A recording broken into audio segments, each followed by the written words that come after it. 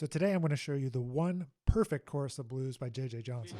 This is a youthful J.J. Johnson from the Dizzy Gillespie Big Band. They're playing on F blues. It's called Hey Pete. However, I think that this chorus of blues is perfect. One, because one of the hardest things to do is to play a chorus of blues just one and make an impactful statement. And I think J.J. Johnson does a masterful job here. So first thing I want to do is just let's hear this. All right, so it's an F blues, starts with a break.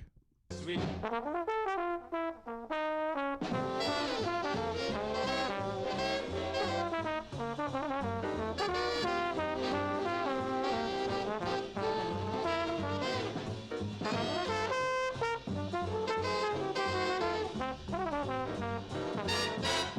Okay, one chorus, perfect.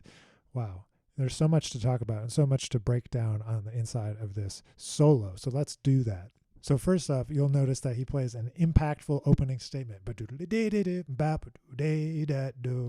And then he perfectly outlines this kind of like bebop blues where it's F6 for 2 bars, turns into F7, right? He plays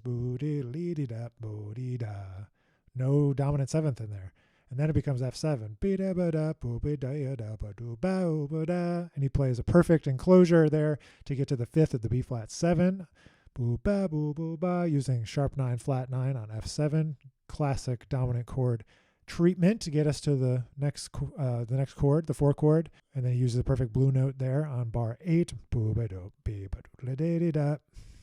Leaves a nice bit of space. There's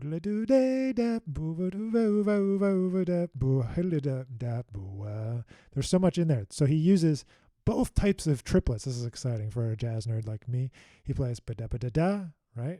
Regular triplets in the pickup. He also plays it in the second to last bar. He plays the other type, the 16th type triplet. Diddle-da-da-dat, da-ya-da-dat is how I would execute that. Dee-do-da-ya-ba-da-ba-boo-ah.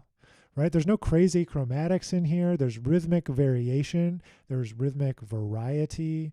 He's using some great dominant chord treatment, some simple and clear dominant chord treatment. He uses sharp 9, flat 9 here. He uses the sharp 9, flat 9 here. He uses a little bit of chromaticism here from the 13 down to the root. This little F sharp is really just part of the trombone. Diddle-da-da-da, diddle-da-da-da. And he ends with a nice little scoop in a bluesy moment.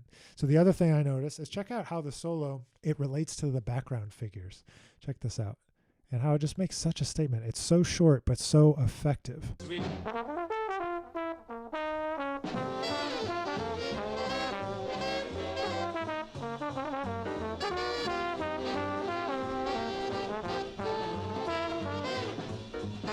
He's perfectly playing over these backgrounds, not too buried, and he's not letting them dominate his lines, but he's also not being overpowered.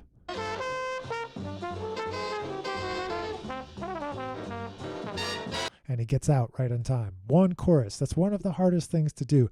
And I think that this one is super effective. So let me recap a couple of the reasons why I think this is one of the perfect choruses of F blues and definitely one you should learn. He uses extremely clear harmonic language, including sharp 9 and flat 9 to get us from dominant to tonic. He perfectly outlines that bebop blues going from the 6th chord in the first 2 bars to the dominant chord in bar 3 and 4. He uses a variety of rhythms and also includes space. He plays with energy and accents. And he clearly ends the solo with something that sets up the next musical event in the piece. I think sometimes that we take J.J. Johnson for granted, and I think that people think, oh, I've checked him out, I know about him. But this is why he was a true master. He could dominate a blues chorus and just leave you wanting more, and that's what we want to do all the time. If you didn't know, 2024 is the 100th centennial of J.J. Johnson. He was born in 1924, and I am celebrating all year with my project called Legacy.